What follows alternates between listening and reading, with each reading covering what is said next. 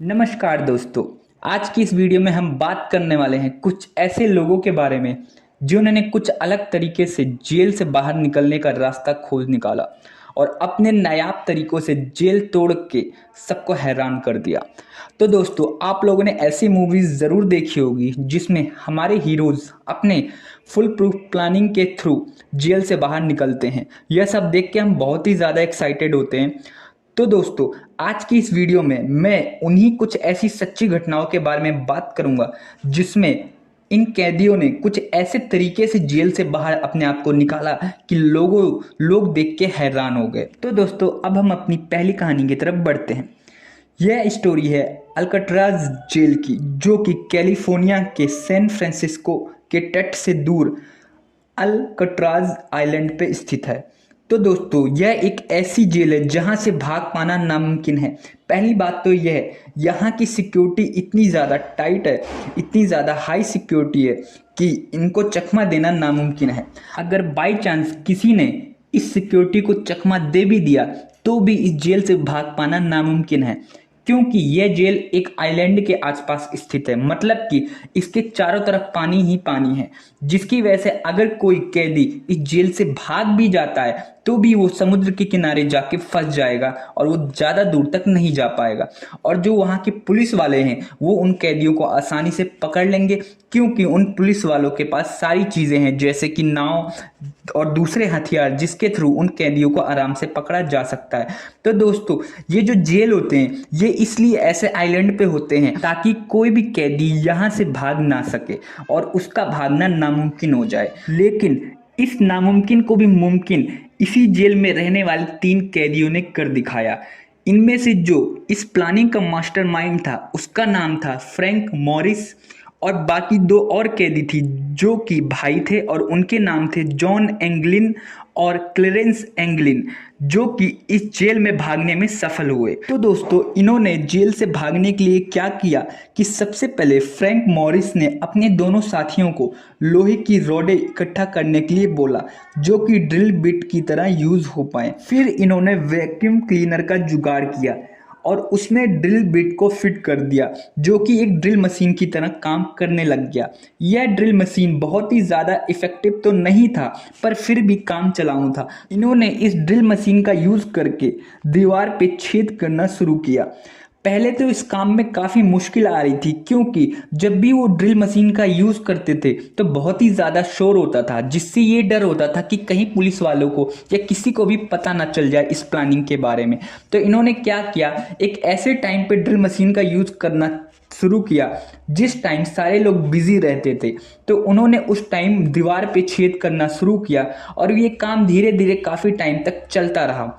इस काम को करने में लगभग 6 महीने लग गए, क्योंकि 6 महीने तक इन्होंने धीरे धीरे थोड़ा थोड़ा करके दीवार पे छेद करना शुरू किया। लेकिन उसके बाद क्या हुआ, दीवारों पे क्रैक आने लगी, जिसकी वजह से इनको डर लगने लग गया कि कहीं इस बारे में किसी को पता ना चल जाए। तो इन्होंने क्या किया, सीमेंट का जुगाड़ किया और मिट्टी को मिला के इन क्रैक दीवारों पे चिपकाना शुरू किया, ताकि इस दीवारों को ज़्यादा हानि ना पहुँचे और किसी को ना पता चले। फिर धीरे धीरे टाइम गुजरता गया और लगभग 6 महीने बाद उनकी ये सुरंग तैयार हो गई, जिससे ये निकल के भाग सकते थे। फिर इन्होंने सही टाइम देखा और इस सुरंग से निकल के जेल से बाहर भाग गए। वो जेल से तो निकल गए, लेकिन आसपास समुद्र था जिसको पार करना बहुत ही ज़्यादा चुनौती का काम था। लेकिन फिर भी पता नहीं किस तरीके से, वो किस रास्ते से उन्होंने उस जेल को तोड़ के और समुद्र पार करके जेल से बाहर निकल गए। क्योंकि ये बात मैं इसलिए बोल रहा हूँ क्योंकि पुलिस वालों ने जेल के आसपास इनको बहुत ही ज़्यादा खोजा ढूंढा, लेकिन इनका कोई पता नहीं चला। और बाद में पता चला कि ये दोनों भाई अपने घर के आसपास देखे गए हैं भेष बदल के, लेकिन जो उनका मास्टरमाइंड था फ्रैंक मॉरिस, उसका आज तक पता नहीं चला, वो कहीं भी देखा नहीं गया। लेकिन ये 2 भाई कई बार देखे गए। बाद में पता चला कि ये दोनों भाई भेष बदल के अपने घर के आसपास देखे गए हैं और उसके बाद पुलिस वालों ने उनके घर पे छापेमारी करी और उनके घर वालों से पूछताछ करी, तो उन्होंने भी बताया कि वो दोनों भाई जिंदा हैं, भेष बदल के आसपास घूम रहे हैं, पर वो घर पे एक बार भी नहीं आए। लेकिन फिर सवाल ये उठता है कि वो दोनों भाई तो जिंदा है, लेकिन फिर फ्रैंक मॉरिस वो कहाँ गया जो इन सारी प्लानिंग का मास्टरमाइंड था। तो दोस्तों पुलिस ने बहुत कोशिश करी इन दोनों भाइयों को पकड़ने की, लेकिन इनको खोज नहीं पाए। तो दोस्तों इस तरीके से इन तीनों भाइयों ने इस जेल से निकल के नामुमकिन को भी मुमकिन कर दिखाया। तो दोस्तों अगली स्टोरी पे जाने से पहले मैं चाहूंगा आप मेरे चैनल को सब्सक्राइब कर दो, ताकि मैं अंदर से और ज़्यादा मोटिवेट हो सकूं आप लोगों के लिए और भी अच्छे अच्छे और इन्फॉर्मेटिव वीडियो लाने के लिए। और नीचे कमेंट करना ना भूले कि इस वीडियो में क्या कमी है और मैं क्या चेंजेस और कर सकता हूं, और इस वीडियो को लाइक कर दो यार, ताकि थोड़ी इंगेजमेंट बढ़े। तो दोस्तों हम कहानी में आगे बढ़ते हैं। तो दोस्तों यह कहानी है रशियन मैन की, जिसका नाम रुस्तम था।